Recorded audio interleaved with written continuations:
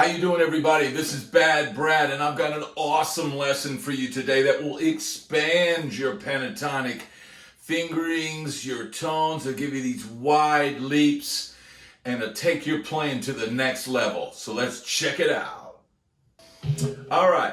Now today's lesson is gonna require some stretching. If you haven't done any, long, crazy chord stretches or anything, if you're just used to keeping it in that little range right there, this could take a little while to get down. And I want you to take it easy, be easy on your hands. I don't want anybody to get hurt out there, okay? This is something I came up with or derived upon, or I don't know where I got it from, but way back in my 20s, and I'm way older than that now. So everybody out there, take it easy. But I'm going to show you how to take your pentatonics and expand them, okay? One way to increase speed, I overheard Paul Gilbert say one time when I was going to GIT, he said 3 notes per string. And I thought, man, pentatonic scale, how do you do 3 notes per string? It's only a 5-note scale, okay? Well, this is what I came up with, okay? And it requires some wide stretches. So to make it a little bit easier today, I'm holding the guitar up at an angle that allows me to get a easier spread, okay? It's harder when you're down here like this. So oftentimes, you'd see, Eddie Van Halen, if he's doing the middle section on Ice Cream Man, or he's doing, somebody that needs to do these stretches or whatever, they're going to maybe hold the guitar either up higher, like a lot of the young players do now, or they're going to, get in a position, maybe put their leg up on the monitor and rest the guitar where they can get a better and easier angle to do this. Okay, so for right now, what I'm going to show you, this is in B minor, right? It's the B minor pentatonic, but of course, that is also D major.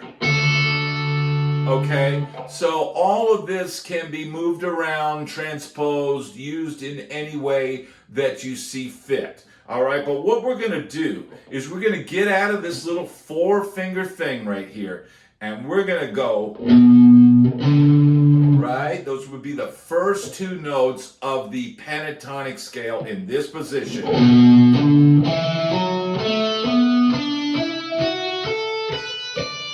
We're working out of that, but what we're going to do is we're going to use our 3rd finger here, our 3rd finger to play the D note at the 10th fret, okay? And then we're going to use our pinky to play the 12th fret, the E. So the 3 together would be like this. Right? So there you go. There's 3 notes of the 5-note scale. So, right? And then we're going to go up here to the 8th and 9th fret, and we're going to play the exact same pattern, but it's up a whole step. So that's at the 9th, 12th, and 14th fret on the A string. Right? And now we're going to do the exact same thing up here on the next string, the D string. It'll be 7, 12, 14. Right? So those 3 together. Now if you notice, there's a repeat. Those notes repeat. And, you can, figure out your own ways to avoid that or just embrace it. It's a 5-note scale. If it was a 6-note scale, then maybe we could have a little bit different outcome here. But check it out.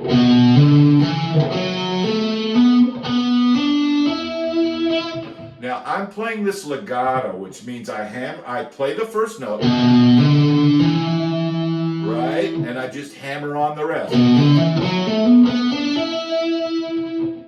All right? Then we're going to go up here to the 11th fret. going to go 11, 14, 16. Right? So, right? And then we're going to go to the B string and we're going to play 12, 15, 17.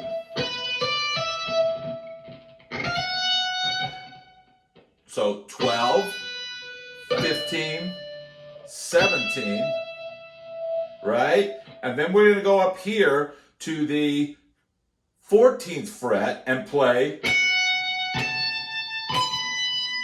right? So that's 14, that's a high A right there, and a B. So see, this is like 3 octaves of pentatonics. Now if we put it all together, let's do it slow. So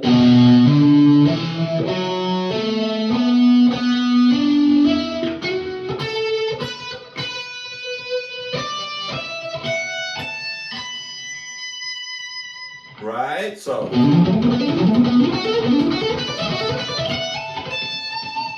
that's a way that you could run up the whole thing. So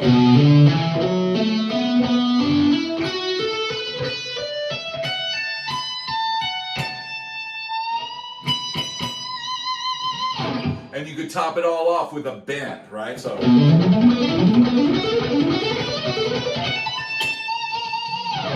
all right, and that's actually a lick that I played 30 plus years ago on the Sunset Strip in one of the songs that I wrote. And it was something that I pulled off of this pattern. I'd been coming up with ways to stretch this pentatonic scale. So once again, let's start at the top. We're going to go.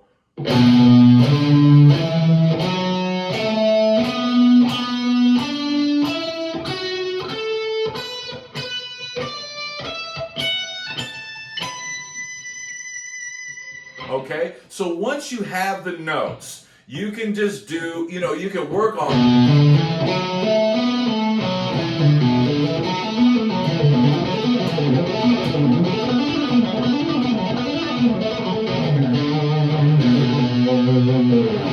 You can work on running these.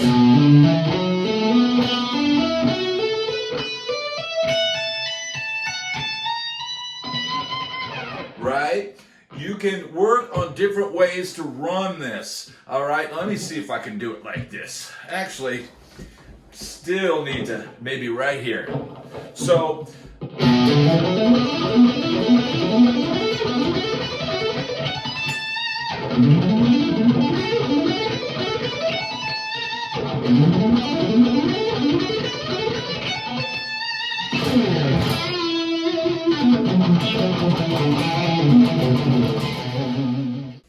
So what I would say is these ideas and getting out of this pentatonic, just getting out of that and coming up with your own ideas. Now, I think the first time I heard something like this was off of, I think it was a Bill Frisell record, and he was kind of getting into this Holdsworth like kind of kick, and he played something like this.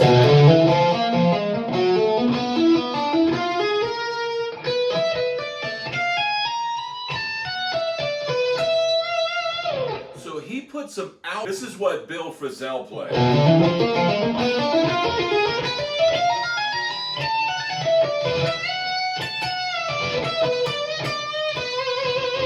Okay, so what he did there was he went up a tritone.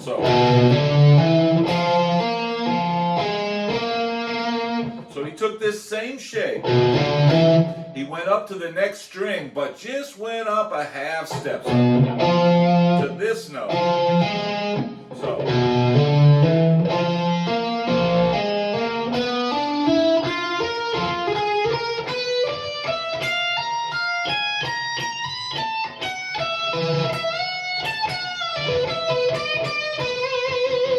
And you resolve it. You know, you can pretty much get away with anything as long as you resolve it and you resolve strongly. So once again, this pattern is this. right?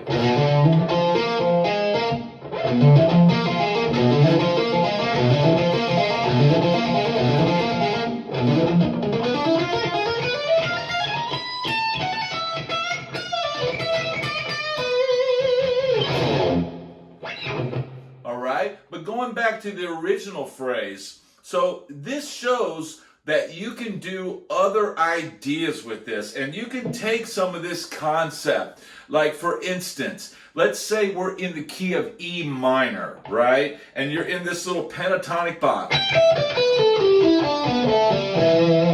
right? But automatically, you could go,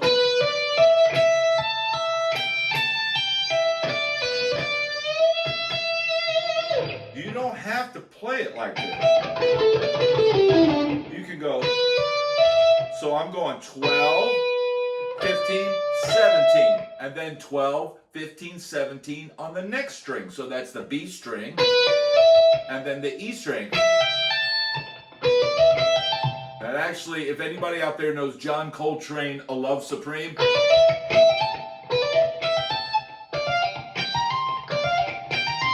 right? It sounds like a little piece of that melody. But all I'm doing is just, you know, I have a video out there, and it's 5 positions of the minor pentatonic scale. And I cannot stress enough for you to go check out that video and learn those inside and out, because you'll start to see where these other notes are. If you're here, you know you got this. You know these are right here, so you know you have these.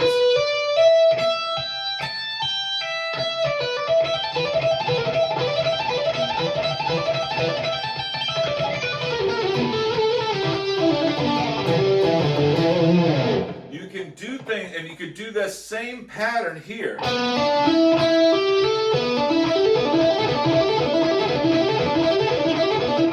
Right? So you could go.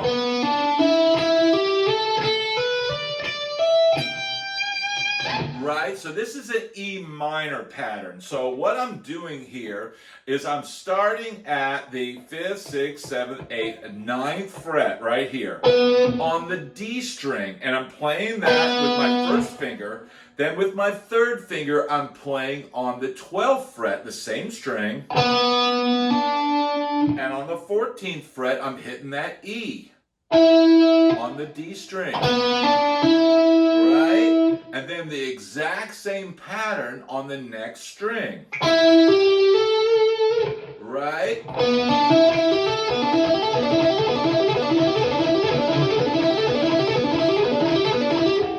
Right? Get to where you can do that. And get to where you can do this pattern.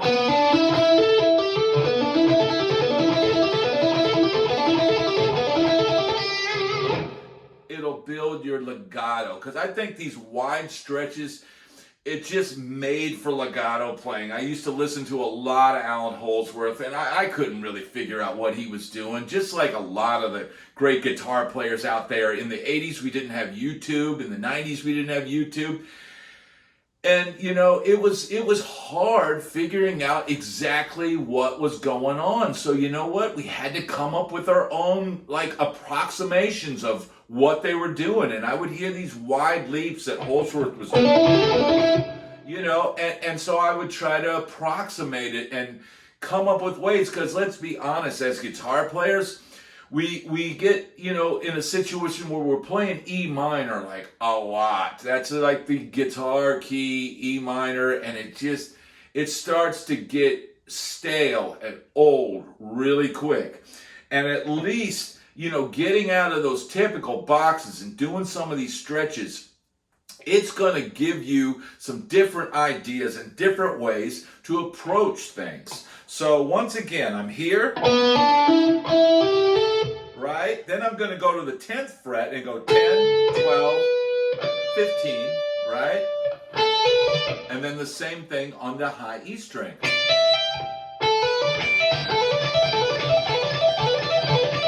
So get to where you can go.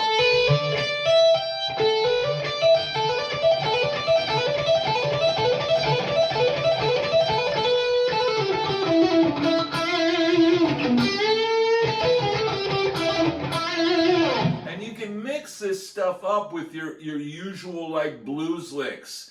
You know, it's gonna pull the listener's ear for a brief second and pull you back in and get you to where you can fly around the neck. And another piece of that 12, that E minor is right here. 12, 15, 17, 12, 15, 17. So.